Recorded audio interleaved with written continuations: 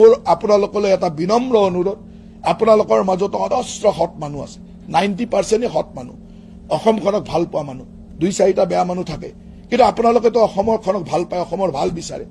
অসমখনক ভাল পোৱা হিচাপে ভাল কামক প্ৰশংসা কৰক আৰু সেইবিলাক মানুহৰ মুখা খুলি দিয়ক যিবিলাকে আজি অসমত আন্দোলন, হত্যা, হিংসা, তেওঁলোকৰ দোকান এখন চলাব বিচাৰে। সেই দোকানখন চলিব নিদিব। হিমন্ত বিশ্ব শৰ্মা ডাঙৰীয়াৰ নেতৃত্বত খুব সুন্দৰভাৱে এখন অসমৰ বিকশিত যাত্ৰা আৰম্ভ হৈছে।